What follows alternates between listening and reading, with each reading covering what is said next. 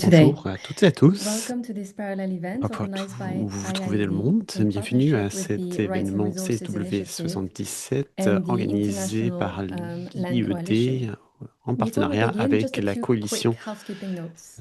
des So terres this et event will be l'initiative droits et conducted ressources. in Quelques English, points French and Spanish logistiques. with Cet événement simultaneous se interpretation tiendra en available. anglais, en français et If en you need espagnol avec un interpretation, service please click on the d'interprétation glow simultanée. icon Si vous at avez the besoin bottom de of ce your Zoom service screen and d'interprétation, select your veuillez preferred cliquer sur language. l'icône représentant Cet un globe en bas événement de se votre déroulera en écran anglais, en Zoom français en et en sélectionnant espagnol, la langue de votre avec un choix. service d'interprétation Ce simultanée. menu Si vous interprétation avez se besoin trouvera d'un service peut-être, d'interprétation, ce veuillez choix cliquer sur d'interprétation se l'icône trouvera représentant un globe peut-être en bas de dans votre le menu écran Zoom plus et que vous sélectionnez la allez langue de votre choix. trouver en bas de votre écran Este avec une icône evento 3 se petits points. llevará a cabo en inglés, francés y español y contará con servicio de L'interprétation est donc interpretación disponible en simultánea. langue française, anglaise Si necesita et espagnole. interpretación, haga N'hésitez pas clic à en el icono del choisir la globo langue situado en la de parte votre choix, inferior de votre la langue de pantalla de confort. Zoom y seleccione el idioma que prefiera. So we would love to know who is in the room with Ensuite, us today. nous aimerions savoir qui So est please parmi take a nous moment to introduce aujourd'hui. yourself in the Zoom Je chat. vous demande Just donc your de name, your vous présenter organization, and aujourd'hui the dans le chat country or de la city réunion you're joining us Zoom. from. Mettez votre nom, We will votre have a organisation et Q&A le session following pays ou the la ville panel d'où vous discussion. nous So rejoignez. please feel free to Il y aura post un your temps de questions, questions-réponses comments, suite à and la table reflections ronde. N'hésitez in the pas à designated envoyer vos Q&A box at the questions, bottom of your commentaires et screen at any réflexions point dans during the la meeting, and case the panel will address them during the questions-réponses que vous Q&A. allez You retrouver can en bas de also votre écran upvote à tout questions that are moment important to you de la in case réunion. there is no Vous time to pouvez answer également all of them during the webinar. mettre un pouce And our pour team will be dire que monitoring vous them and we soutenez will une make sure to question address qui them. est importante pour vous. Notre équipe va So we have suivre taken les precautions questions to qui sont discourage posées. uninvited participants. Au niveau de la So sécurité, please nous do avons not pris share toutes les the Zoom link précautions on pour social media. Sorry. décourager des participants qui ne seraient And pas finally, invités. Et je vous demande Heidi donc de ne pas will be recording this partager meeting, le lien and this recording sur will les be réseaux shared sociaux. with participants Cette following the réunion event. sera enregistrée et So that's l'enregistrement sera everything partagé à tous from me les on participants logistics. suite à Now hand l'événement. over to Philippine Ce to sont open our tous les points pour discussion. logistique. Je vais donner la parole à Philippine maintenant pour ouvrir la Thank discussion. you very much, Geraldine, and Merci good beaucoup, morning or good Géraldine. afternoon, everyone, Bonjour depending à on toutes et à tous. where you are joining us from today. So I am Philippine Je m'appelle Sutz. I Philippine am a Sutz. research Je associate suis with IIED, the associé de International recherche au Institute for niveau Environment and de l'Institut Development. international And it is de a real l'environnement et de pleasure to développement, welcome all of you l'IED. today to the CSW C'est notre privilège de vous NGO4 accueillir Parallel event, which aujourd'hui à is notre organized by événement IIED in partnership with organisé the par Rights and l'IED Resources en Initiative partenariat and avec the l'Initiative International Droits et Land Ressources et Coalition. la In fact, Coalition internationale today pour I les am terres. hosting this conversation Aujourd'hui, together with my j'organise cette colleague Karen conversation avec ma Wong, collègue who's a Karen senior Wong, researcher at qui est IIED, chercheuse with en Omaira chef au Bolaños, niveau de who's the l'IED, director of avec the Gender également Justice Omaira Program at Bolañez, RRI, directrice du and programme Maurice Mbimbe, Justice who is du a genre au regional niveau de program analyst at ILC l'AI, Africa. et puis avec So Moïse thank you Mbimbe, to all qui of est them for analyste hosting this de event programme with me régional today. chez And ILC thanks to all Afrique. of you for Merci à chacun d'eux joining us. de nous rejoindre en tant que Before co-organisateur et giving merci à the chacun de floor vous to our qui nous panelists, who avez I will rejoints. introduce in a moment, Avant I de donner la wanted to parole à nos briefly set the panélistes que scene je vais for présenter this sous conversation peu, and for the work j'aimerais that vous présenter quelques informs éléments it. contextuels concernant le dialogue que For nous allons mener over 15 aujourd'hui. years, there has Depuis plus been growing d'une quinzaine debates about d'années, the impacts on of connaît des land-based débats investment from qui vont agribusiness croissant expansion concernant les and impacts extractive des industries on communities' investissements livelihoods terrestres, and access to land. que ce soit But l'expansion increasingly, these pressures are des entreprises intersecting with new and agroalimentaires et les accelerating industries extractives dynamics, sur climate les change, moyens de of subsistance course, des communautés et environmental l'accès à la terre. degradation, Ces pressions biodiversity loss, but also coïncident également avec une dynamique de exclusionary changement conservation climatique, policies dégradation sometimes and environnementale new et forms of certains land-based politiques investments de which are conservation linked qui to the energy ont un effet transition and d'exclusion et to carbon certaines formes markets. d'investissement And terrestre together, liées à la these transition forces are énergétique et les marchés de transforming carbone. landscapes, they Ces are forces transforming livelihoods, transforment les and they are paysages, les moyens transforming de subsistance local et economies ces in forces rural transforment areas également les économies across the globe. locales dans les zones rurales tout While autour these de notre dynamics are planète. global, their impacts are Ces dynamiques felt primarily at the local sont level, internationales, particularly mais by leurs impacts se indigenous ressentent pastoralists surtout au and niveau locales, notamment dans les communautés autochtones, pastorales et descendants des peuples africains, dont les vies, les cultures et les économies sont très profondément liées à leur terre et leur territoire. Notamment pour les femmes de ces communautés, ces transformations façonnent leur réalité quotidienne avec un impact sur l'accès aux terres, leur contrôle sur les ressources, leur capacité de maintenir la moyenne de subsistance, d'alimenter leur famille et de maintenir les pratiques culturelles. Trop souvent, l'expérience et les perspectives des femmes restent absentes des discussions internationales sur les politiques. Étant donné que cet événement est tenu lors de cette 70e édition de la Commission de la condition de la femme, c'est un moment où nous réfléchissons en tant que communauté mondiale sur le progrès et les enjeux qui demeurent en ce qui concerne l'égalité des genres. Nous voulions créer cet espace pour donner une voix aux femmes autochtones, aux femmes des communautés autochtones. Cette année coïncide également avec deux années internationales, l'année internationale du pastoralisme et des pâturages, ainsi que l'année internationale des agricultrices. Ces reconnaissances ne doivent pas rester uniquement symboliques, elles devraient nous motiver à réaliser des progrès concrets pour reconnaître les connaissances, le leadership et les droits des femmes qui maintiennent les systèmes alimentaires et qui entretiennent les pâturages. Combler les écarts entre les réalités locales et les débats internationaux est ce que nous cherchons à faire via les discussions que nous allons tenir. Les dialogues d'aujourd'hui vont s'appuyer sur un projet de recherche dirigé par l'IIED avec 6 études de cas de l'Afrique subsaharienne et l'Amérique latine, développées en collaboration avec des organisations locales qui travaillent directement aux côtés des femmes autochtones, pasteurs et d'origine africaine, de culture africaine. Nous avons travaillé avec une organisation Roots Kenya, un mouvement des organisations dirigées par les femmes du Kenya, avec l'UCOPAC, l'association ougandaise pour le bien-être des femmes et des enfants, également l'UEFA, l'Union pour l'émancipation de la femme autochtone de la République démocratique du Congo. Il y a également le Conseil des femmes pastoralistes de la Tanzanie, OMIAPA, l'Organisation nationale des femmes autochtones des Andes et de l'Amazone du Pérou, et également l'Association des femmes descendantes des Africains de la région de Cauca du Nord en Colombie. Nous avons quelques partenaires internationaux, également l'Institut pour les droits et les ressources et la Coalition internationale pour les terres, ILC. Comme je l'ai déjà dit, nous avons élaboré 6 études de cas et chaque étude de cas a posé les 3 mêmes questions. Quelles sont les pressions clés auxquelles les femmes et les communautés sont confrontées et comment ces pressions sont-ils en intersection? Deuxième point, quels sont les impacts de ces pressions sur les femmes autochtones, pasteurs et descendants des communautés africaines? Et troisième point, comment réagissent ces communautés et ces femmes? Quelles sont les stratégies? Ces études de cas sont disponibles en ligne. Comme vous pouvez le constater, ces études de cas sont disponibles et peuvent être téléchargées sur le site web de l'IIED. Elles seront mises également sur le site de l'ILC. Ce sont des études de cas interactives avec des photographies et des vidéos et nous allons les publier sous forme imprimée un peu plus tard dans l'année. Aujourd'hui, nous allons entendre la parole des 4 organisations qui ont élaboré ces études de cas, Roots du Kenya, UCOPAC de l'Ouganda, l'UEFA de la RDC et OMIAP Pérou.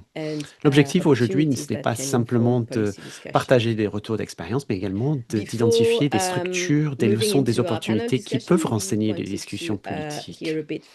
Avant de passer à une table ronde, nous nous avons voulu commencer par un petit moment d'interactivité pour que chacun puisse se présenter. C'est ma collègue Karen qui va diriger ce moment de notre réunion. Mais avant de lui céder la parole, j'aimerais vous remercier de nous avoir rejoints et j'aimerais remercier l'ensemble des organisations qui ont apporté une contribution pour cet événement, notamment cette organisation BATA qui a joué un rôle essentiel pour que ces témoignages soient apportés au niveau international. Karen, à vous la parole. Merci beaucoup. Je m'appelle Karen Wong, présidente. On l'a déjà présenté. Je suis associée en chef au niveau de l'IED. Avant de passer à la table ronde, nous aimerions entendre la voix de chacun de nous. Ma collègue Roxana va partager avec vous dans le chat un lien pour rejoindre un outil Mentimeter. On va vous poser ici des questions. Il n'y a pas de bonne ni de mauvaise réponse. On veut simplement entendre la diversité d'expériences qui existent ici parmi les participants de la réunion. Si vous pouvez le faire, ouvrez cette page Mentimeter. Vous pouvez soit scanner le QR code ou saisir manuellement le code numérique que vous voyez à l'écran. Et cette question va vous demander quelles sont les barrières et les obstacles auxquels vous êtes confrontés. Et cela va nous donner quelques éléments de réflexion. Donc, première question, d'où vous connectez-vous? Où êtes-vous? Nous avons des participants qui nous rejoignent de Londres, du Kenya, de la ville d'Oxford, des États-Unis, de la ville de Manchester, de France, du Brésil, la ville de New York. Parfait. Deuxième question. Dans votre contexte, quelle est la barrière la plus importante qui se dresse devant les femmes et les empêche de maintenir leur contrôle sur les terres, les ressources et les opportunités économiques? Quel est l'obstacle auquel les femmes, notamment autochtones et pasteurs, peuvent être confrontées, qui les empêchent de prendre des décisions, de saisir les opportunités économiques? Voilà quelques réponses. Le patriarcat, bien sûr, le patriarcat, accès égalitaire aux droits et aux conseils juridiques. Y a-t-il d'autres idées que vous souhaitez partager? Sentez-vous libre de répondre en quelques mots seulement? Une absence de politique nationale qui reconnaisse les droits, une absence de mise en œuvre des réformes existantes. C'est quelque chose que nous avons déjà constaté. Les cadres juridiques existent, mais c'est la mise en œuvre qui manque. Ensuite, des pratiques sociétales qui reproduisent la discrimination contre les femmes. Il y a également des normes sociales qui existent et qui sont sous-tendues par le patriarcat. L'administration gouvernementale actuelle aux États-Unis est misogyne. Une absence d'information et des normes sociales. Une absence d'information. On parle également des normes sociales, c'est quelque chose qui ressort. Les infrastructures pour les femmes, les obligations de soins familiaux qui sont incombent aux femmes, une absence de politique pour autonomiser les femmes dans la pratique et une absence de mise en œuvre. Nous voyons beaucoup le rôle joué par les normes sociales genrées et on évoque pas mal une absence d'application ou de mise en œuvre du cadre juridique.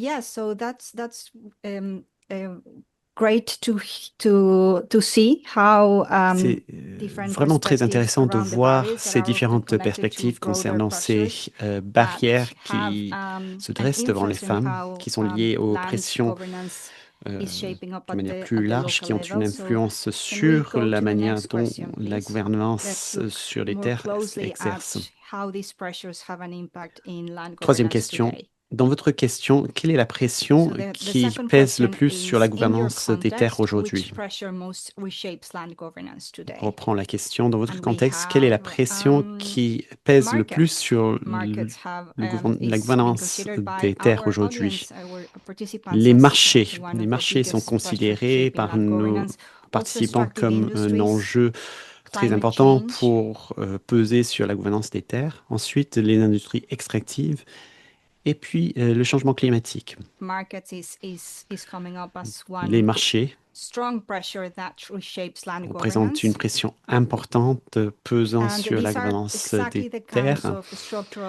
C'est exactement les pressions structurelles que nos panélistes vont évoquer quant à leur contexte. Et c'est intéressant de voir la concordance entre vos réponses et les témoignages que nous allons entendre. Je suis donc curieuse de savoir quelles seront les réflexions de nos panélistes. Sur ce, je vais donner la parole à Philippine qui va diriger notre table ronde. Merci beaucoup, Karen, pour avoir piloté cet exercice. Et c'est fort intéressant de constater quelles sont les réponses données par les participants et intéressant également de noter que ces réponses sont en concordance avec ce que nous allons entendre dans les études de cas. Les normes sociales représentent effectivement une barrière importante. Nous allons passer maintenant à une table ronde où nous allons entendre la voix des organisations qui ont contribué à l'élaboration des études de cas et qui travaillent aux côtés des femmes dans leur région et leur territoire. C'est avec beaucoup de plaisir que je présente nos panélistes aujourd'hui. Je vais commencer par cette présentation. Tout d'abord, nous avons Doris Muningi, qui est chargée de programme chez Roots Kenya.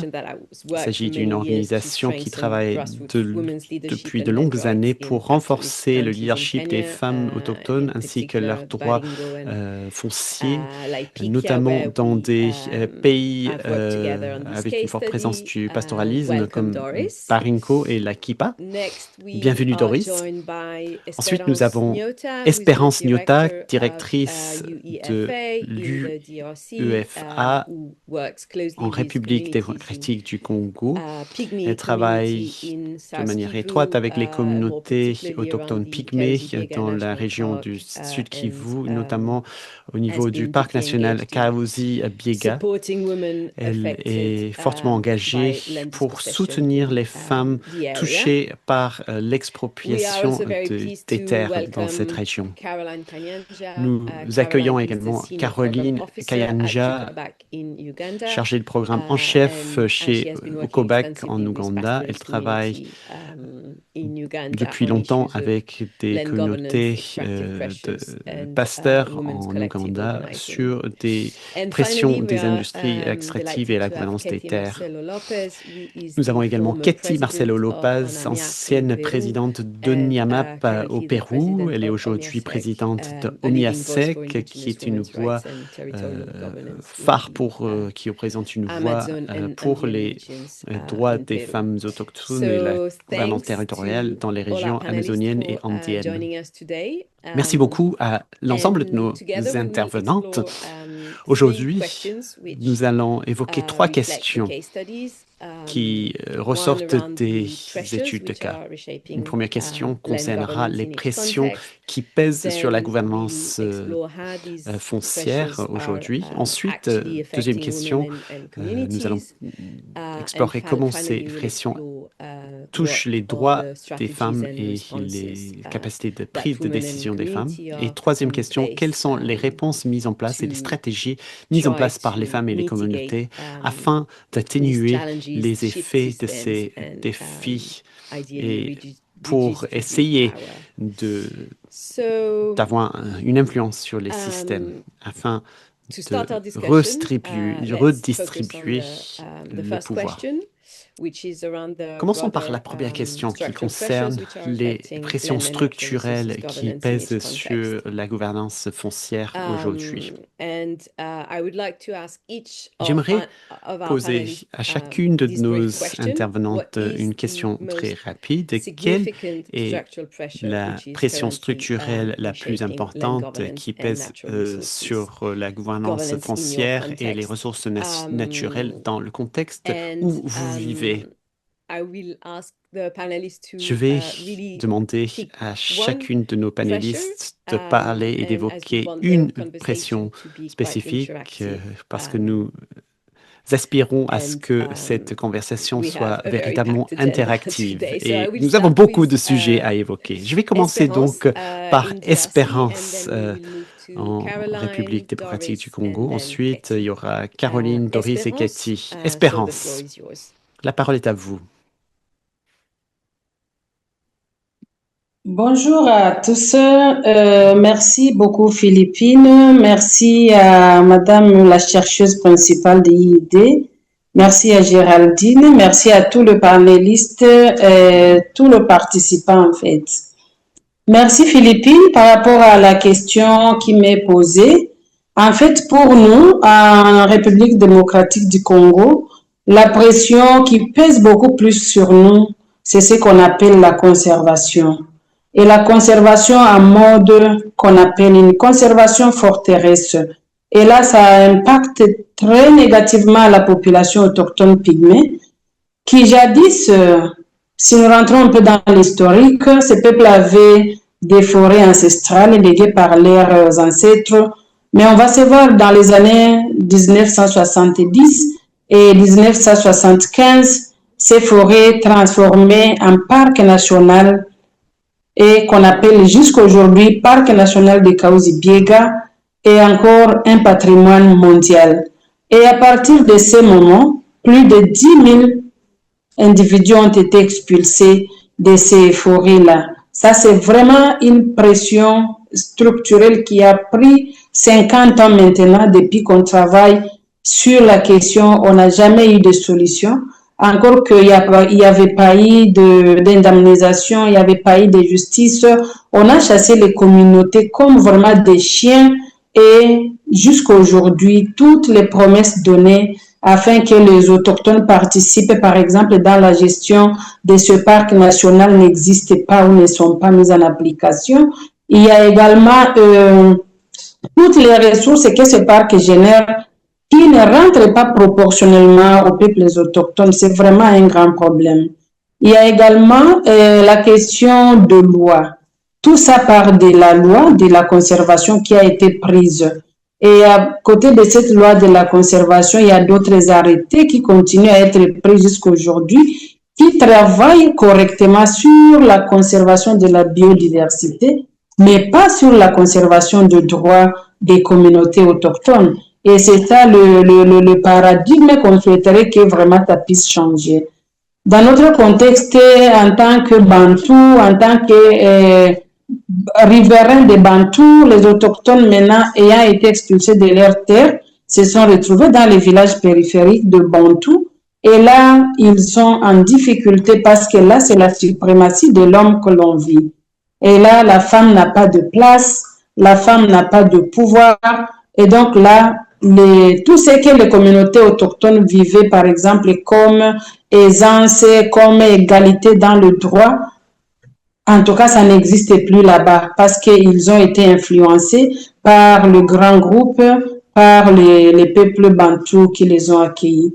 Mais il y a aussi d'autres pesanteurs tels que les pesanteurs culturels rétrogrades. Il y a vraiment des cultures qui sont rétrogrades et qui pèsent énormément sur la femme. Et cette dernière ne sait pas sur quelle chance se vouer parce que rares sont les hommes qui acceptent que la femme a des droits et qu'on peut l'accompagner dans la jouissance et l'exécution de ses droits. Donc, tu vas voir qu'à ce niveau, il y a beaucoup de choses qui ne rentrent pas dans l'avantage de la femme et la faveur de la femme. au nom de la conservation, au nom de la protection de la biodiversité.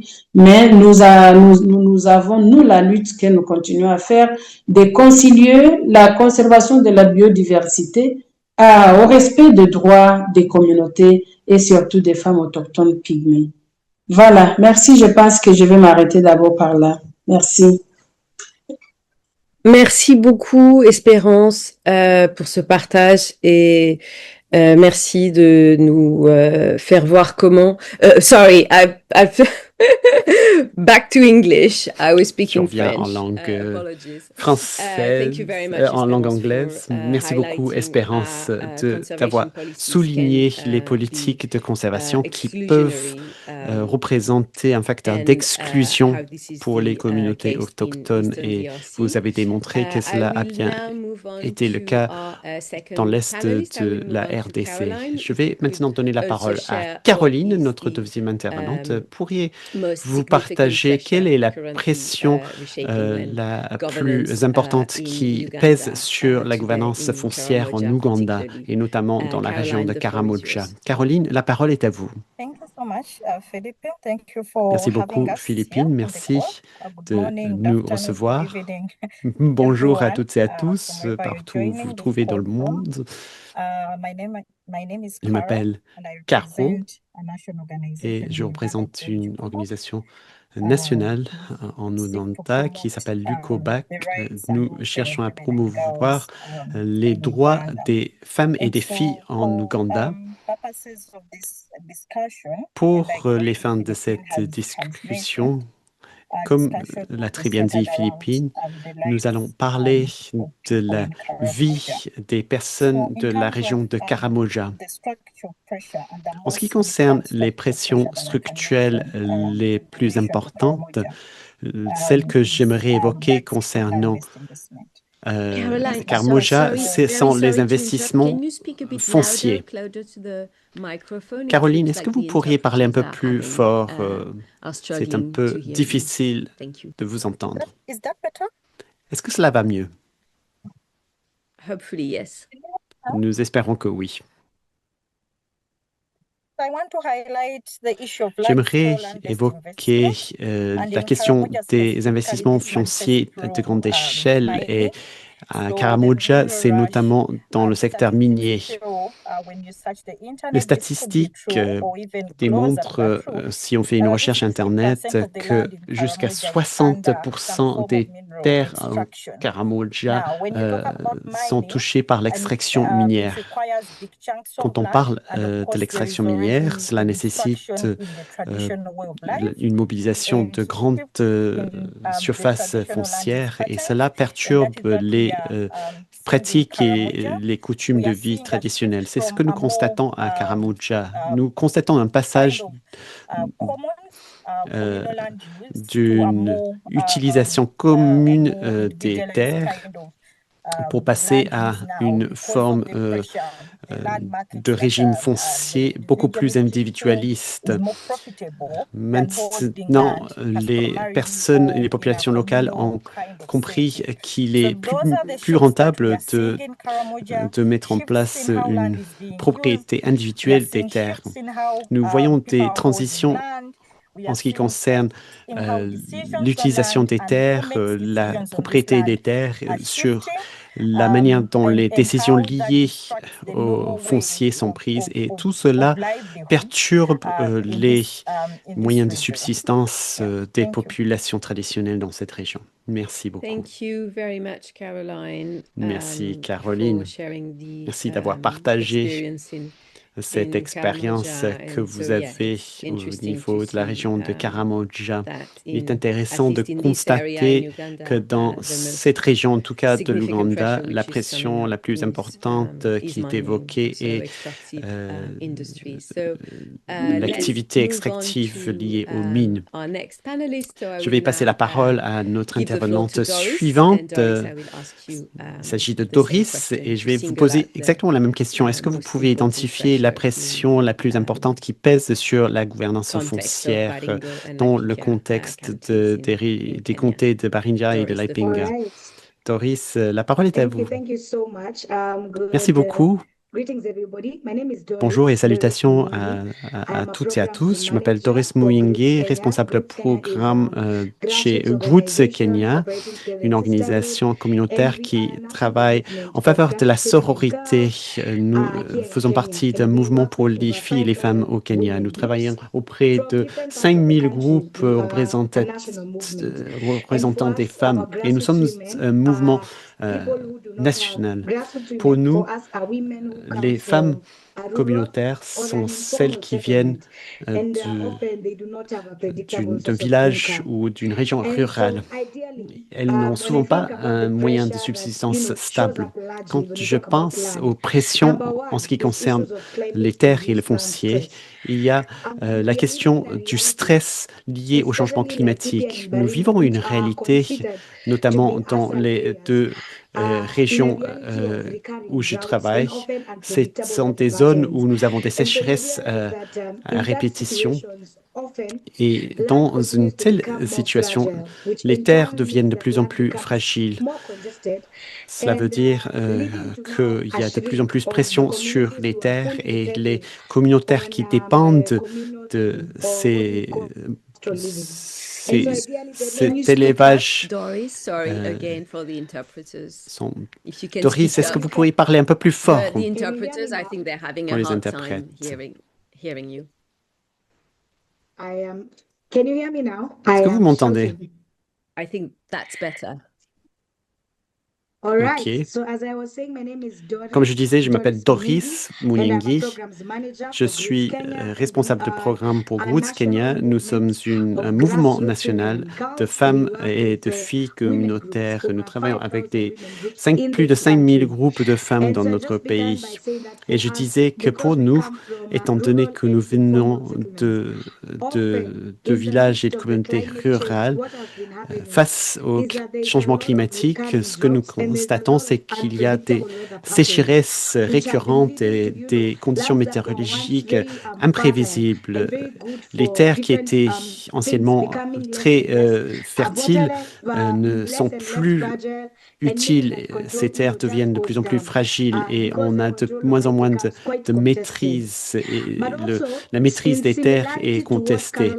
Et un peu de manière analogue à ce qu'a dit Caroline de l'Ouganda, une autre pression que nous identifions, ce sont la plus grande commercialisation des terres. Nous voyons de plus en plus qu'il y a des entreprises qui cherchent à investir au Kenya, et notamment sur des terres qui étaient auparavant détenues par des communautaires. Ce sont des entreprises, des industries qui veulent s'implanter sur des terres dont la propriété n'est pas inscrite au cadastre. Certaines personnes peuvent regarder ce qui se passe en disant qu'il y a du développement qui a lieu. Mais pour nous, le développement ne peut pas avoir lieu s'il y a une injustice historique qui concerne la terre. Nous voyons que la terre devient un actif financier sur le bilan des grandes entreprises et cela ressemble à des activités de développement, mais d'une autre manière, on ne peut pas parler de développement si les droits fonciers des populations qui y habitent n'ont pas été pris en compte. Voilà les deux pressions principales que nous constatons, la commercialisation des terres et les questions liées au changement climatique. Merci beaucoup. Merci infiniment, Doris. Je crois qu'effectivement, c'est très clair. Je vais maintenant rapidement donner la parole à la dernière contribution au panel pour cette première question. Donc, Katie, je vais poser à Katie la même question. Quelle est la pression la plus importante sur la terre et les ressources naturelles dans votre contexte? Bonjour à toutes et à tous. Je suis absolument ravie d'être ici pour pouvoir partager les préoccupations des femmes autochtones ici en Amérique latine. Nous vivons actuellement dans un contexte où il y a énormément d'incertitudes.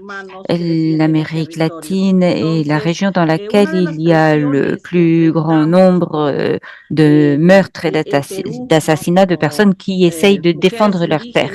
Et particulièrement au Pérou, en tant que femmes autochtones, nous voyons que le modèle économique, qui est un modèle extractiviste,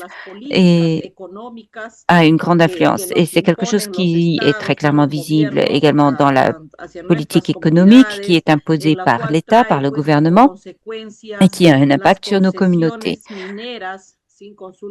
Ceci apporte des concessions comme l'accord de concessions minières sans consultation, la déforestation, l'accaparement des terres qui est parfois légal et parfois non. Nous avons vu certaines populations indigènes et en particulier les femmes autochtones et qui souffrent d'un manque de continuité. Et donc, les principales pressions que nous rencontrons sont l'accaparement des terres. Nos terres nous sont retirées pour l'exploitation principalement par les sociétés minières. Et nous voyons qu'il y a également une économie illicite qui a un fort impact sur nos terres et sur nos vies de façon générale, en particulier sur la vie des femmes autochtones. Et même si nous avons un droit à la consultation, nous ne sommes pas en fait consultés. Ces politiques nous sont imposées à nos communautés et ces dernières années, nous avons vu que les élus de plus en plus nous imposent leur volonté. Parfois, il y a des enveloppes environnementales qui en fait mènent à l'accaparement systématique des terres indigènes et nous avons de plus en plus de déforestation. Et nous voyons qu'il y a également donc une perte de la sagesse communautaire, une perte de biodiversité. Et nous avons vu cet impact aussi des nouvelles générations qui perdent le lien avec la nature. Et c'est vraiment un système qu'on peut qualifier de meurtrier qui avance à la fois légalement et illégalement. Nous avons vu également que nos propres espaces qui jusqu'à présent avaient été protégés sont maintenant en fait au bord de la disparition. Il y a très peu d'espaces indépendants que nous ayons où les personnes autochtones peuvent réellement défendre leurs droits. Merci infiniment, Katie, et merci donc à toutes nos panélistes pour ce premier tour de discussion. Je crois que c'est très intéressant de voir la variété des pressions qui sont imposées aux différentes communautés, que ce soit en Afrique ou en Amérique latine. Mais on voit tout de même des tendances communes. Nous allons maintenant passer à un deuxième tour de questions. Je crois que vous avez peut-être déjà un peu touché sur la question, mais je serais très intéressée d'approfondir un petit peu dans quelle mesure ces pressions que vous avez identifiées ont un impact direct sur les communautés pastorales, sur l'accès des femmes rurales à l'eau et aussi au contexte où les décisions sont prises. Donc, je voudrais d'abord revenir vers Katie pour ce deuxième tour de questions. Donc, Katie. Bien, gracias. Oui, merci. Et il vaut la peine de souligner que pour nous, donc pour les peuples autochtones et en particulier les femmes autochtones, nos droits individuels et collectifs sont très étroitement liés. La nature est endommagée par la sécheresse, par l'industrie minière et en même temps, nous souffrons de l'impact du changement climatique. Et donc, tout l'impact sur la nature a un impact direct sur nos vies. Et nous voyons tout ceci de façon très holistique et la participation, l'engagement politique, c'est quelque chose qui est difficile pour nous. Et en tant que femmes, nous voulons avoir une voix, nous voulons pouvoir contribuer aux décisions qui sont prises et qui ont un impact sur nos communautés. Nous avons voulu être prises en compte depuis de nombreuses années dans nos communautés et nous travaillons très dur pour nous organiser pour pouvoir réellement représenter nos communautés et pour permettre un meilleur engagement de la part des femmes dans différents espaces. Nous avons la recommandation 39 qui peut servir d'outil non seulement en ce qui concerne les droits qui doivent exister au niveau international, mais pour nous assurer que ces droits soient effectivement appliqués et représentés dans nos pays, dans nos communautés. C'est quelque chose qui a un impact majeur sur les femmes. Il est difficile de pouvoir s'exprimer et de dire, voilà, mon accès à l'eau est impacté, mon accès aux semences est impacté, ma connexion avec les autres femmes est impactée parce que quand on perd l'accès à l'eau et aux semences, on perd la continuité historique et la biodiversité qui est maintenue par les femmes. Donc, nous avons vraiment besoin de nous organiser pour continuer à nous défendre et à nous exprimer.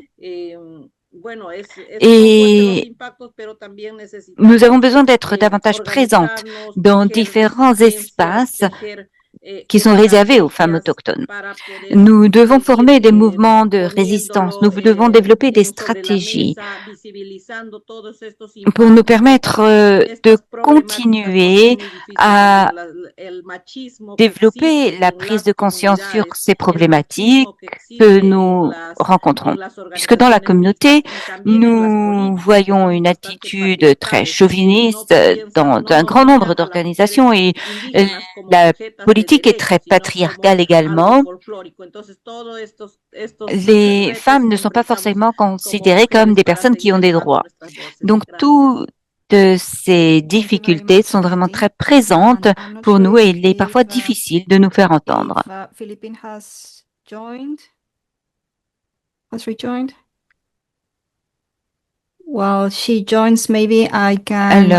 Alors, nous attendons que qu'il nous rejoigne à nouveau, mais nous allons en attendant donner la parole à Doris pour lui demander de répondre à cette même question de l'impact sur les femmes. Oui, merci infiniment.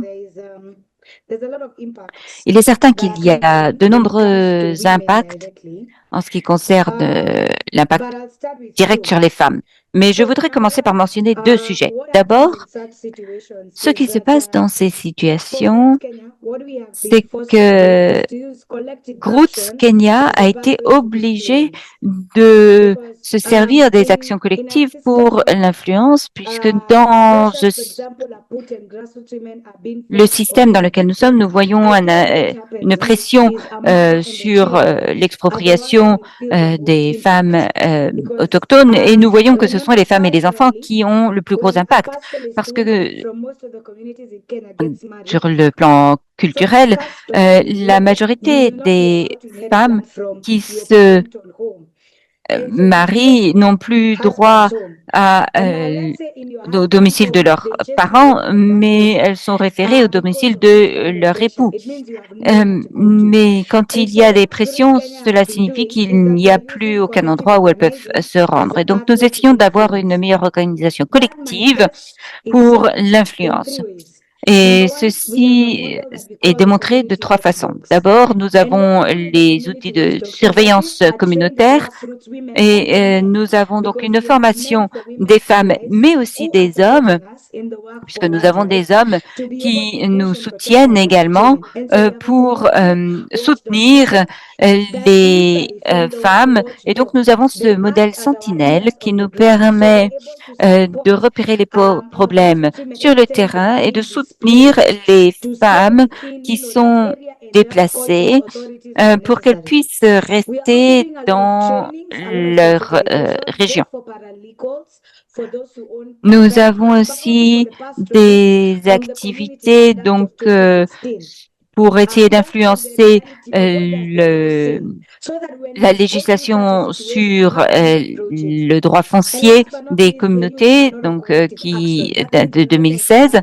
Et nous avons également beaucoup de documentation rédigée pour nous assurer d'avoir une bonne représentation. Donc maintenant, nous voyons que les femmes exigent la visibilité en tant que partie prenante légitime, mais auparavant, à cause du manque de documentation ou de manque d'accès même linguistique et aussi à cause des normes sur le genre, elles étaient exclues, mais maintenant elles deviennent partie prenante et cela leur permet de faire un suivi des transactions et de communiquer avec les autorités locales, mais cela nous permet aussi de changer la perspective des femmes et des filles pour qu'elles soient vraiment reconnues en tant que décisionnaires.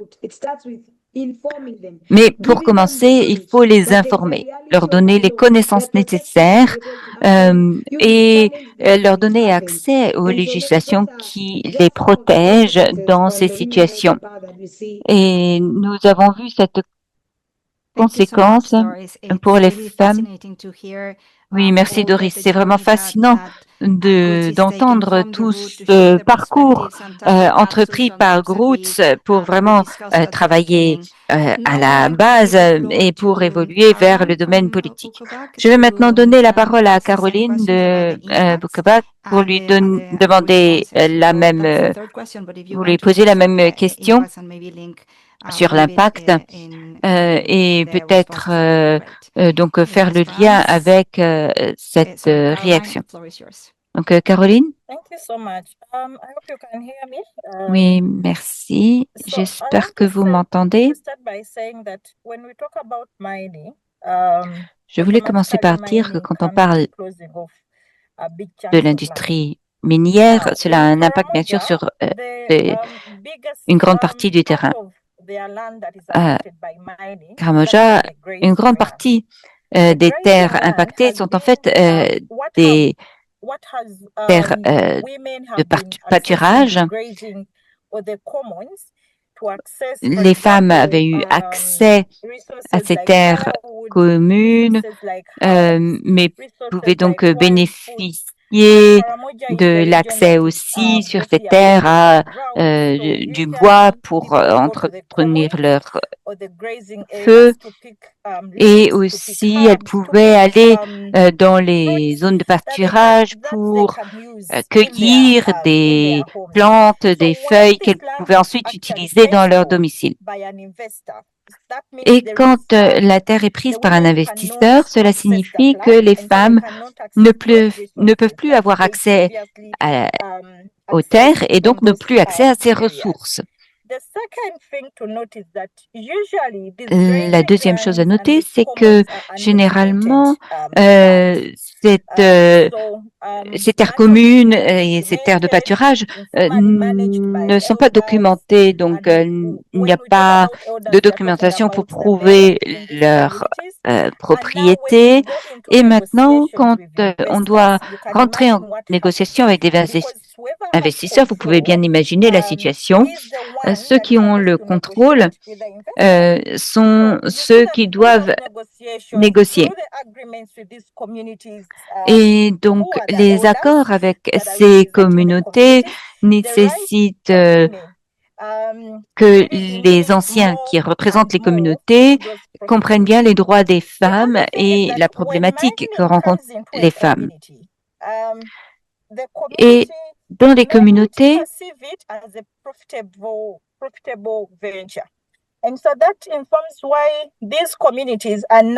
les communautés peuvent être perçues comme des personnes qui ont un fonctionnement plus profitable dans le contexte du village, mais quand les femmes ne peuvent pas être concurrentielles dans ce contexte plus commercial,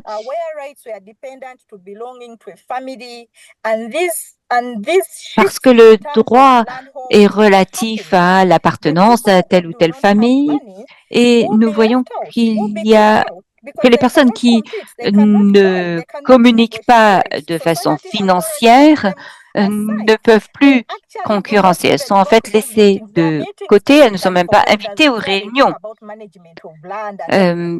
Parce que quand on parle de la gestion dans la communauté, ces personnes sont exclues de la conversation. Ils vont peut-être inviter certains des hommes qui représentent la région. Et il s'agit de structures qui sont vraiment réservées aux hommes. Donc les femmes sont exclues, elles ne peuvent pas négocier, elles ne peuvent pas acheter, elles ne peuvent pas avoir l'accès dont elles ont besoin. Donc ce que nous faisons au niveau de notre organisation, c'est que tout d'abord, nous savons que les communautés doivent bien connaître leurs droits. Donc notre conseil vise de leur permettre d'avoir accès à ces droits. Nous voulons développer la prise de conscience dans les communautés et en particulier la transformation des normes sociales qui ont un impact sur les foyers, puisque cela transforme la perception du rôle et de la perception des femmes dans la communauté pour leur participation au niveau de la communauté. Et nous voulons insister que tous les individus dans la communauté soient effectivement perçus comme des individus et puissent réellement contribuer. Donc, nous travaillons avec différents foyers pour transformer la perception par rapport à leur rôle, leur positionnement, la contribution des femmes dans ces communautés, et pas seulement au niveau du foyer, mais au niveau communautaire également. Donc, nous voyons que ces communautés ont différents modes de socialisation. On ne peut pas forcément parler immédiatement de l'accès à la terre. On ne peut pas exiger la propriété foncière auprès de son époux. Mais les femmes doivent recevoir la capacité, les compétences et la possibilité de contribuer, de s'exprimer. Donc, nous travaillons avec les femmes pour leur permettre davantage d'accès. Nous avons des groupes ici à Kampala qui discutent de cela et nous avons invité des femmes de Karamoja à participer à ces discussions pour qu'elles puissent partager leur expérience. Et c'est quelque chose qui est très important parce que si elles peuvent pouvoir influencer, nous avons des femmes qui viennent du Kenya, mais aussi de Tanzanie, et ceci a un gros impact sur la communauté. Nous avons aussi des campagnes de plaidoyer pour l'accès à la terre et nous essayons de regrouper tout cela sur une plateforme unique de plaidoyer. Et nous essayons aussi de professionnaliser ces échanges. Merci infiniment, Caroline, pour ce témoignage. C'est très intéressant d'entendre la mesure dans laquelle les pressions ont un impact sur les relations au sein même des communautés entre les hommes et les femmes. Et merci également d'avoir partagé les stratégies que vous avez mises en œuvre et ce que UCOBAC fait pour travailler avec les foyers, avec les femmes et avec les communautés pour essayer de rétablir l'équilibre sur le plan social. Donc en fait, vous avez commencé à répondre à la troisième question, ce qui est fantastique. Je voudrais maintenant donner la parole à Espérance à nouveau pour répondre à cette deuxième question. Donc, dans quelle mesure est-ce que les pressions refaçonnent l'accès des femmes à la terre, mais aussi leur autorité et leur influence sur les décisions concernant la terre et les ressources naturelles, donc savoir comment cela a un impact particulier sur les femmes autochtones pygmées. Merci Philippine par rapport à cette question.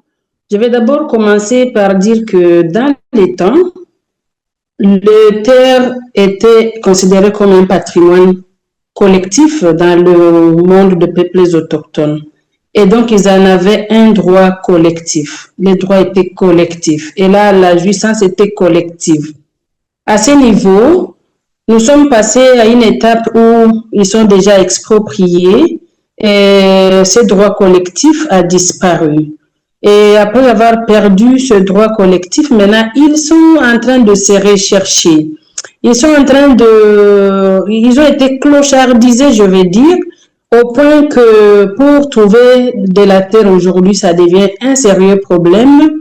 Et ça limite les femmes par rapport à leur droit d'accès.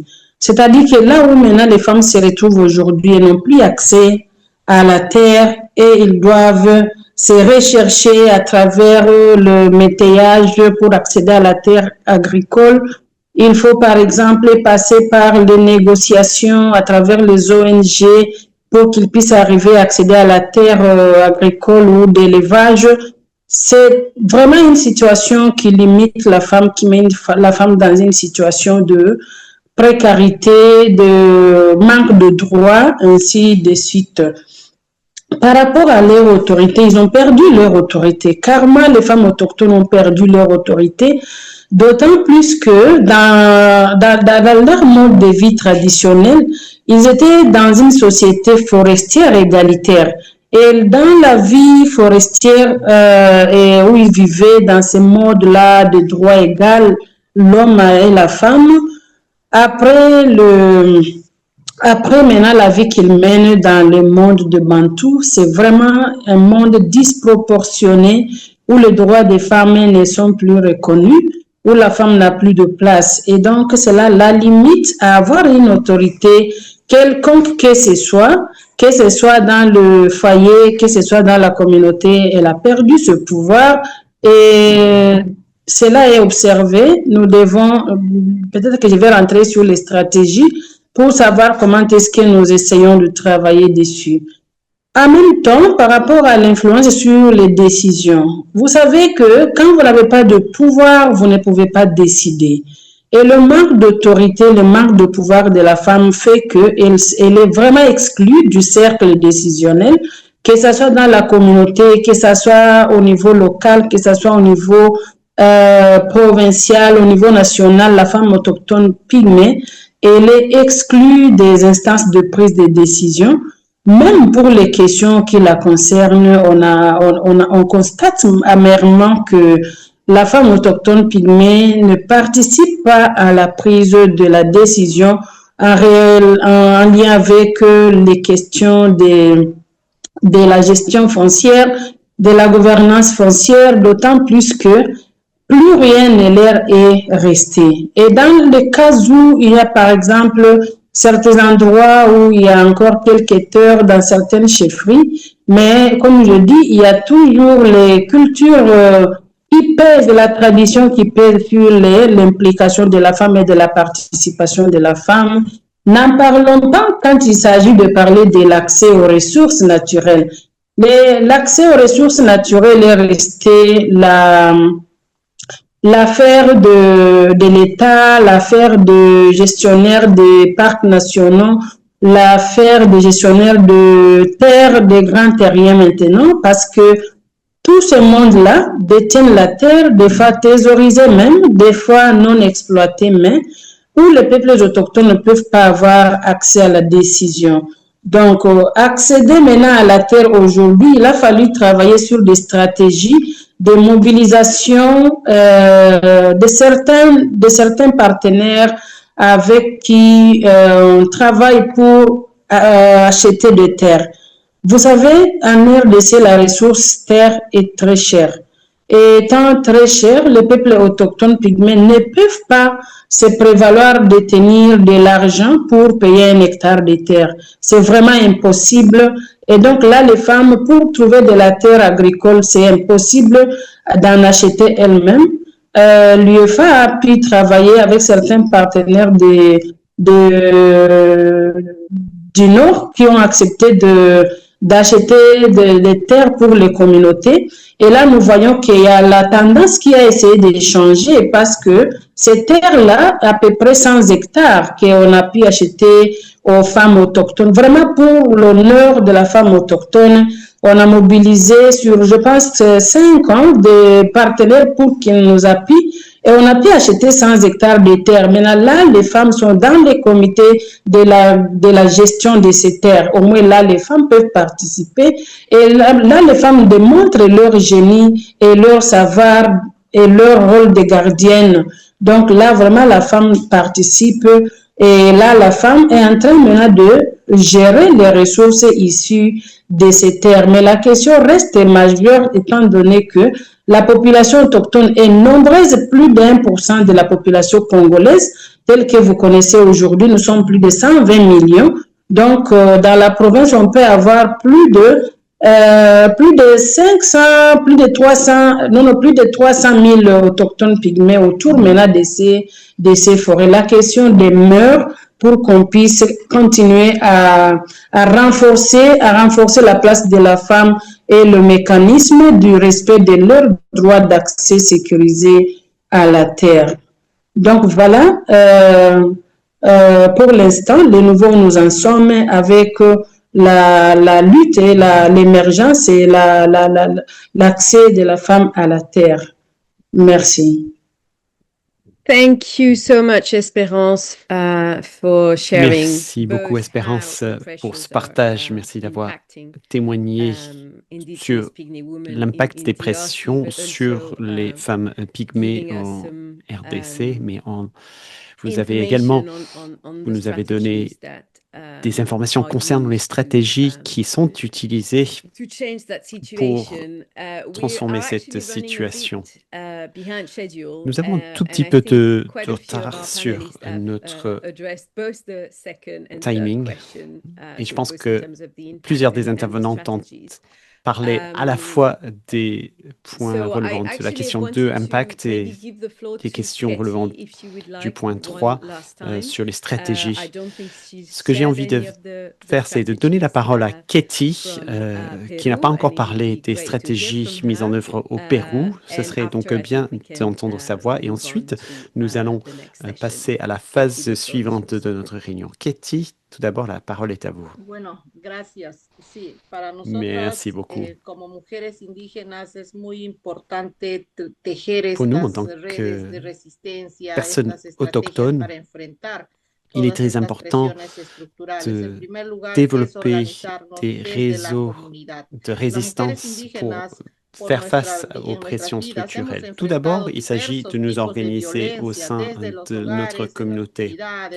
Les femmes autochtones ont déjà été confrontées à différents types de violences au foyer, dans la communauté et au sein du pays. Il faut d'abord lutter contre ces violences. Pour ce faire, il s'agit de nous organiser et savoir ensemble que nous avons des droits à défendre. Il est important de communiquer auprès de tout le monde le fait que nous subissons des violences. Première étape, il s'agit donc de nous organiser en tant que femmes.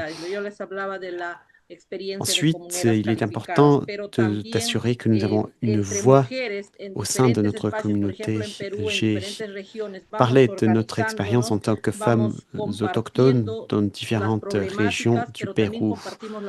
Nous cherchons à nous organiser, à partager nos problèmes, mais nous partageons également des stratégies et ensemble, nous construisons, nous élaborons notre propre agenda.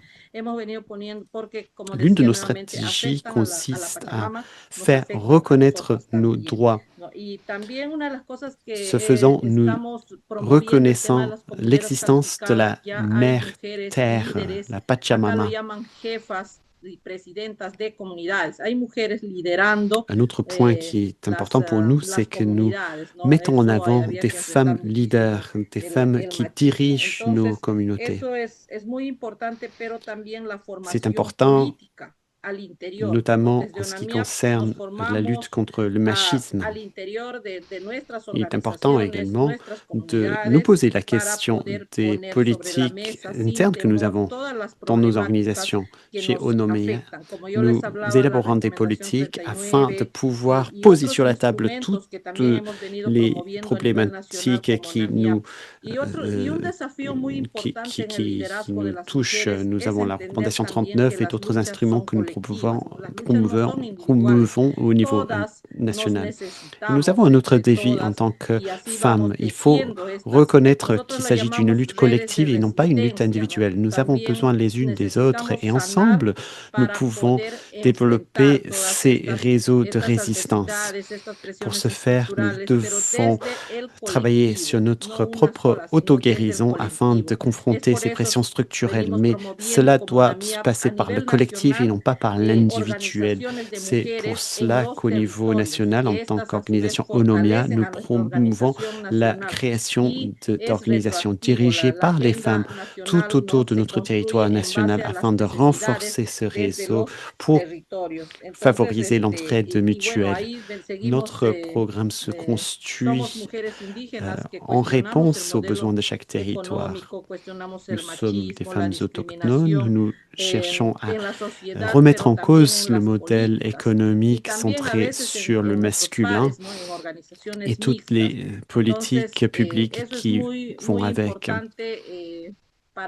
Nous cherchons à nous inspirer d'autres organisations, notamment des organisations mixtes.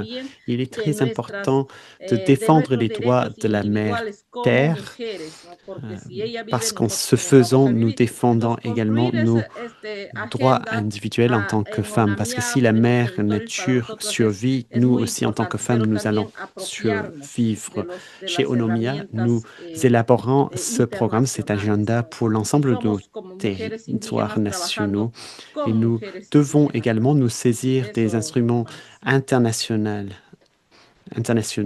Nous travaillons en tant que femmes autochtones pour les femmes autochtones. C'est ce que j'avais envie de faire, de vous dire. Merci beaucoup, Katie. Nous avons partagé ces stratégies. Pour chacun de vous, vous pouvez apprendre davantage sur les différentes stratégies utilisées dans les études de cas. Nous avons effectivement pris un peu de retard sur notre programme, mais j'aimerais remercier l'ensemble de nos intervenantes pour leurs différentes contributions. Et j'aimerais rapidement passer à un moment de questions-réponses qui va intervenir sous feu, peut-être un moment raccourci de questions-réponses, parce que nous voulons donner la parole également à Moira de IRC et de Moïse de RRI, parce que nous voulons entendre le point de vue des coalitions internationales. Nous avons également des femmes autochtones du Kenya qui nous ont rejoints. Lucie travaille avec Roots Kenya.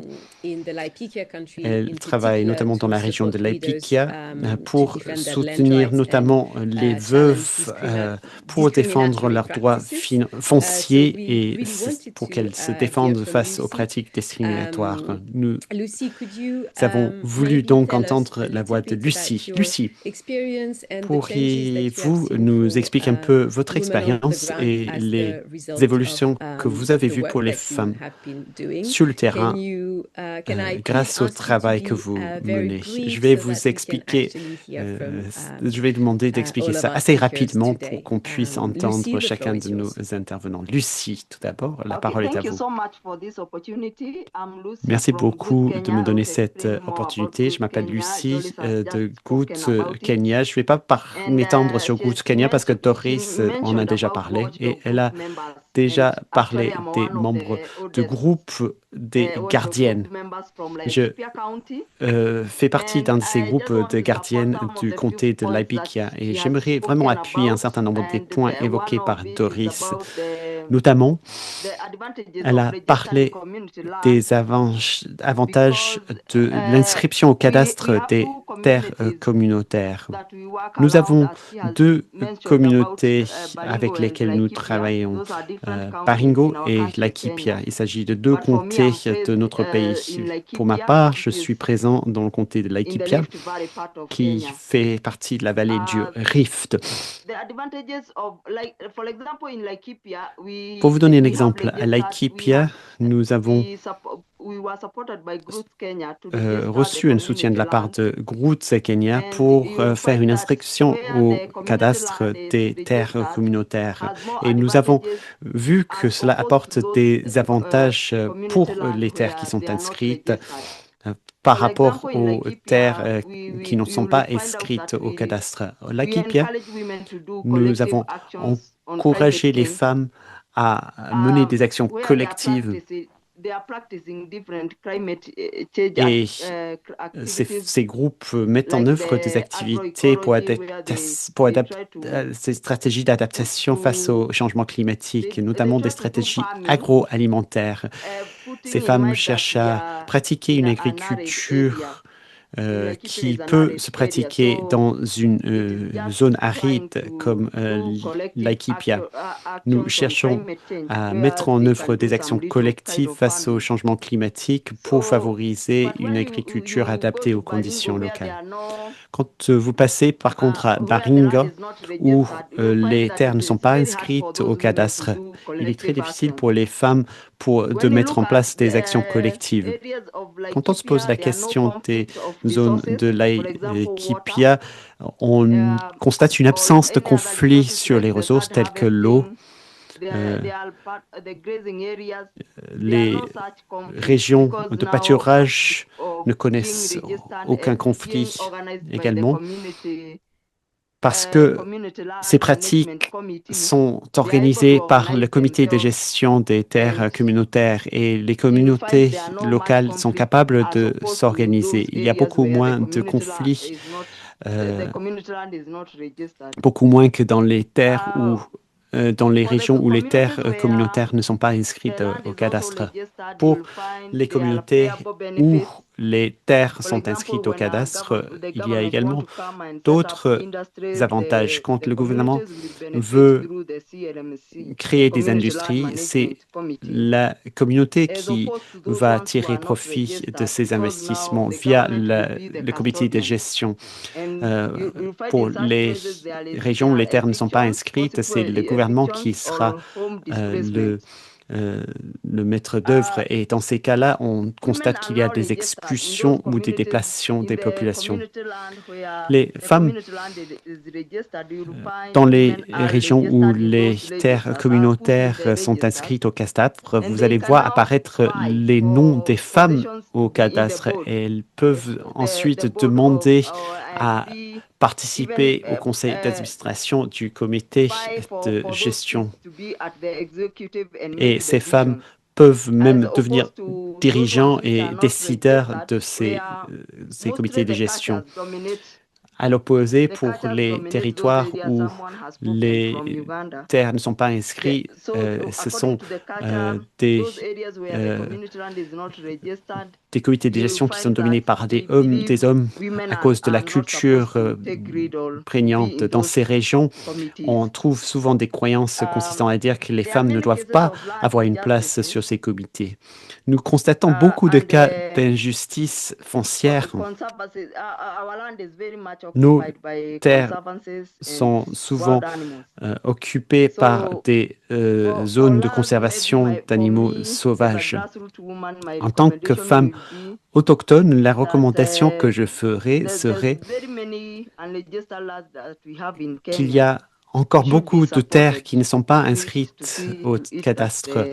Nous devrions recevoir un soutien pour assurer l'inscription de ces terres communautaires au cadastre national. Merci beaucoup. Merci, Lucie, d'avoir partagé cette expérience. Je pense qu'il est intéressant d'entendre la différence que peut représenter l'inscription des terres communautaires au cadastre et la différence entre le comté de Laipique et le comté de Berrinjo. Et on voit que l'inscription des terres communautaires est au cœur des stratégies qui peuvent favoriser une amélioration de la situation des femmes et des communautés autochtones. Nous étions censés entendre des questions et avoir un temps de questions-réponses. Je sais que des questions ont été posées, mais je garde en tête également le fait que nous avons voulu entendre la voix de nos partenaires de l'ILC et du RRI. Voilà ce que je vais donc proposer.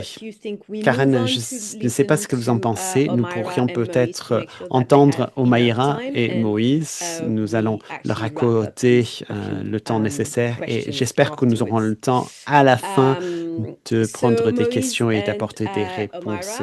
Moïse et Omaira, bienvenue à nouveau parmi nous. Nous pourrons peut-être commencer avec Omaira.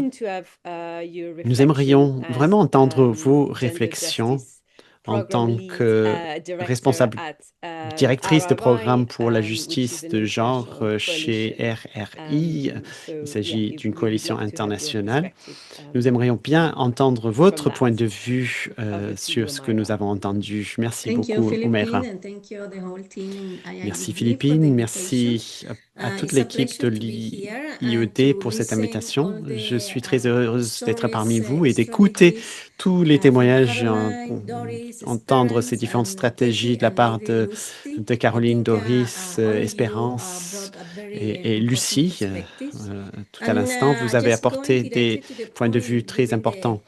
Pour aller droit au but, étant donné le temps qui nous reste, je dirais que toutes ces femmes parlent des pressions communes avec différents impacts.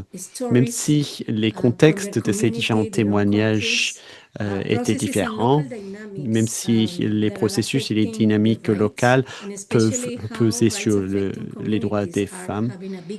Et nous voyons comment ces pressions peuvent avoir un impact plus important sur la droit des femmes. Il existe des tendances communes tout au long de l'histoire, les industries extractives, l'agriculture et la pression de la conservation de la biodiversité. Tout cela crée des pressions et des systèmes paradoxaux. Tout cela crée des impacts pour les communautés. Je vois également des analogues très clairs en ce qui concerne le manque de respect des droits des communautés, notamment cette notion des terres communales, ces terres communes.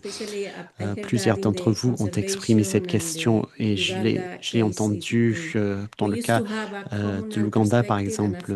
Par le passé, on avait une perspective communale et avec les pressions pour les projets de conservation, on a cherché à rassembler autant de terres possibles et cela a surpassé les systèmes communautaires où chacun avait sa voix au chapitre et pouvait connaître une participation plus ou moins égalitaire au processus. Un autre thématique commune concerne le manque de politique forte d'un point de vue genré. La communauté consiste à différents acteurs et chacun a le droit de participer. L'absence de la mise en œuvre d'une politique systémique pour s'intégrer aux pratiques coutumières qui existent et qui créent une discrimination contre les femmes à différents niveaux. Vous avez donné des exemples très spécifiques de la manière dont cela peut avoir un impact sur les communautés. Une question clé qui en ressort, c'est que ces enjeux ne sont pas nouveaux. Ce sont des cycles qui se répètent tout au long de l'histoire avec différents acteurs, mais la pression reste la même sur les communautés. L'aspect le plus important que vous avez partagé, c'est la manière dont les femmes s'organisent au niveau local. Katie a dit, une question clé est de nous organiser au niveau communautaire. Plusieurs d'entre vous évoquent également les stratégies que vous mettez en œuvre. Ce sont des stratégies utilisées par les femmes depuis longtemps. Vous avez parlé de la question de savoir comment est-ce que je peux agir sur ces disparités pour vous donner une certaine espérance concernant ces différentes stratégies. Le fait de rassembler la communauté pour savoir comment restaurer les droits en tant que communauté, mais également comment faire revenir le respect du rôle de la femme dans les prises de décision. Comment se faire, comment avoir un impact sur la mise en œuvre des réformes politiques dans la société de manière plus large et qui touchent les communautés sur le terrain. Une autre question qui est importante à soulever, c'est la nécessité, le besoin de reconnaître que les femmes ont des droits au niveau communautaire vis-à-vis des autres membres de la communauté, les femmes, les anciens. Les femmes ont des droits face au gouvernement et face à la communauté internationale. Les femmes sont souvent vues comme acteurs ou actrices supplémentaires pour les projets, mais les femmes doivent être des partenaires à parts égales avec les autres communautés. Et c'est ce que vous cherchez à mettre en avant. L'autre chose que je constate, la chose qui est importante, c'est comment soutenir les femmes. Avec toutes les analyses qui ont été menées, les études de cas que vous pouvez lire sur Internet, je me dis qu'il faut aller au-delà de la documentation de ces études de cas. Il s'agirait peut-être de rassembler ces femmes pour apprendre les unes des autres. Qu'est-ce qu'il faut comprendre quand on nous dit ceci et cela? Les femmes doivent se rassembler et travailler aux côtés des hommes, des jeunes, des anciens de la communauté. Comment les femmes peuvent-elles avoir accès à ces expériences pour obtenir davantage d'informations, davantage d'outils pour renforcer les liens, renforcer la solidarité entre les différentes régions, que ce soit l'Afrique, l'Amérique latine, les différentes régions, différents pays? Je pense que ce sera très important pour que la voix puisse se porter à différents niveaux. Je vais en rester là. Je n'ai plus de temps, mais merci pour cette invitation. Merci Caroline, Doris, Espérance, Katie et Lucie d'avoir partagé vos points de vue. C'était chouette de vous entendre. Merci beaucoup. Oui, et merci infiniment, Amara, pour ces réflexions, cette réflexion sur la nécessité de regrouper les femmes de différentes régions pour qu'elles puissent ensemble travailler sur la stratégie. C'est vraiment très important. Je sais que c'est quelque chose que nous pouvons faire et qu'il y a beaucoup d'activités déjà entreprises dans ce sens, mais effectivement, nous pourrions en faire davantage. Je voudrais maintenant donner la parole à Moïse pour voir si vous voulez bien partager des perspectives du point de vue de la coalition internationale sur la terre.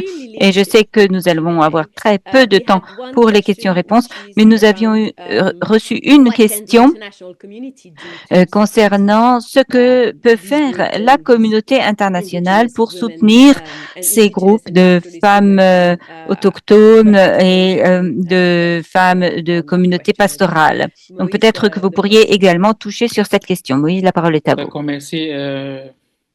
Merci Philippine. Je laisse quelques secondes pour changer de canal. Alors, je suis Moïse Bimbe, je suis chargé de pour ILC Afrique. Et donc, voilà, j'ai le plaisir de partager quelques réflexions sur les sessions, sur les échanges qui ont eu lieu jusque-là. Omaïra a déjà couvert pas mal de choses, donc je vais faire l'effort de ne pas répéter ce qu'elle a déjà dit, d'autant plus que le temps ne nous permet pas. Mais les échanges qu'on a eus jusque-là nous ont permis de noter que nous faisons face à une approche du développement, y compris du développement de la Terre, qui exclut l'être humain, qui exclut ces communautés, ces personnes qui vivent sur et de la Terre, qui pourtant ont les clés pour prendre le plus grand soin de cette terre et pour nous donner non seulement la nourriture dont nous avons besoin, mais aussi l'équilibre écologique dont nous avons besoin. L'exemple partagé par Espérance est fort parlant à ce sujet-là. Nous avons également relevé les insuffisances liées aux normes sociales. Entre autres, comme je disais, je vais éviter d'aller de reprendre Omaïra, mais l'ensemble des problèmes qui ont été relevés m'a également m'a conforté dans la nécessité des interventions, donc de d'ILC en particulier, et ça me permet de répondre à la question, et de ces organisations.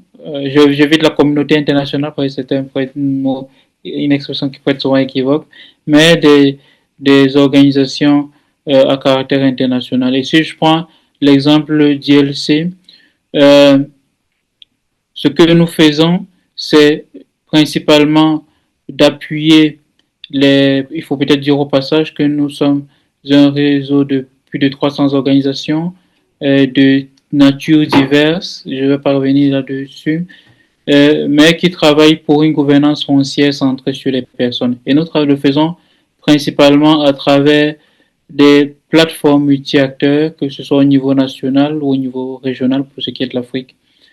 Et moi, ça me ramène à un mot qui est revenu très souvent, celui de collectif, d'approche collective.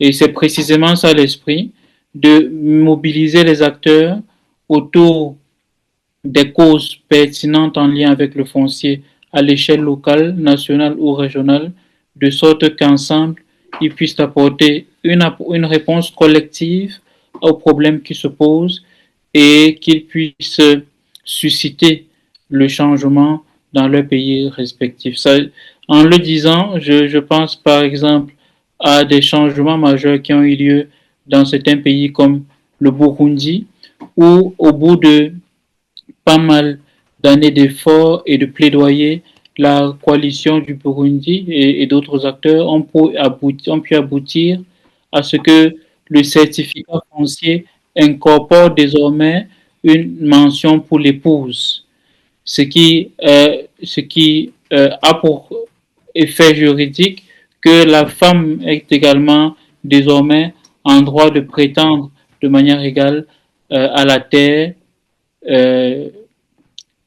si tant est que celle-ci fait l'objet d'un certificat foncier au Burundi. Donc la femme en tant qu'épouse peut également désormais prétendre à la terre. L'exemple du Burkina Faso également me donne de partager que là-bas, la sécurité foncière est utilisée comme un levier pour mener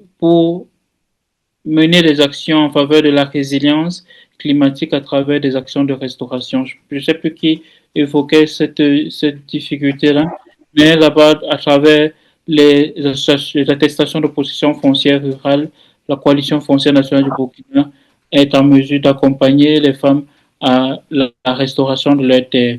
Des exemples existent au Togo où des conventions locales ont permis de mettre en place des zones de conservation concertées, de sorte que la conservation ne devienne pas un motif de rejet d'une partie de la communauté, mais plutôt un facteur de rassemblement sur la base des avantages convenus.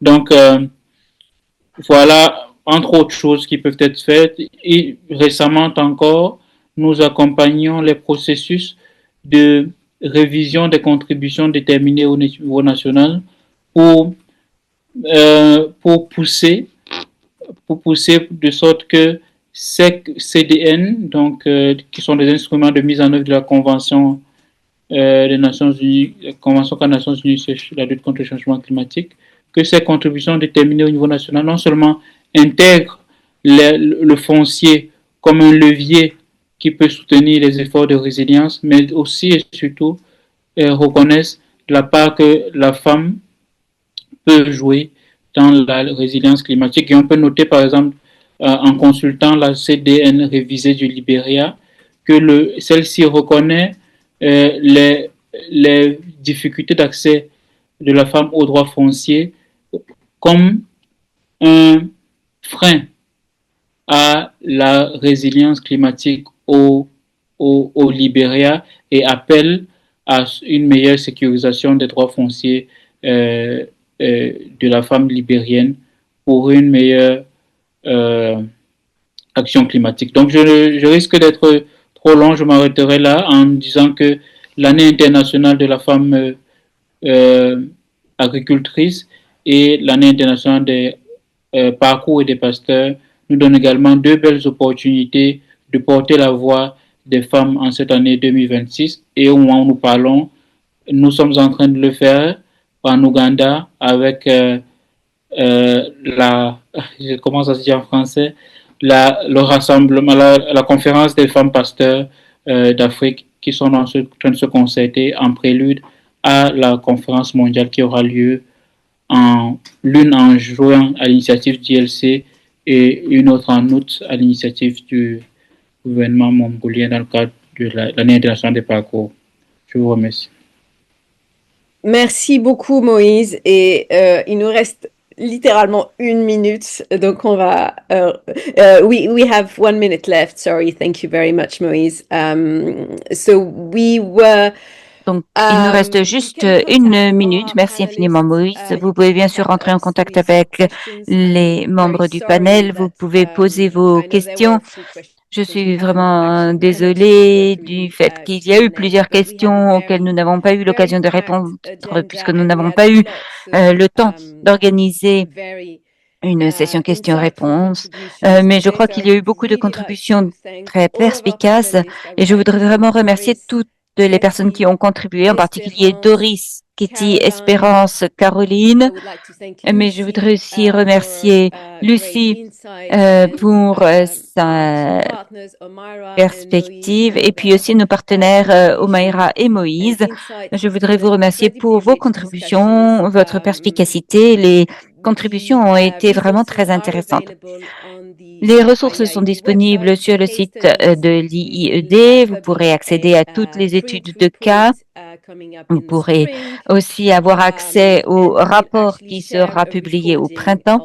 Et nous partagerons également l'enregistrement de cette session d'aujourd'hui avec chacun et chacune d'entre vous. Donc, merci encore à toutes et à tous de nous avoir rejoints pour cette conversation. Et je vais maintenant déclarer la session close. Merci.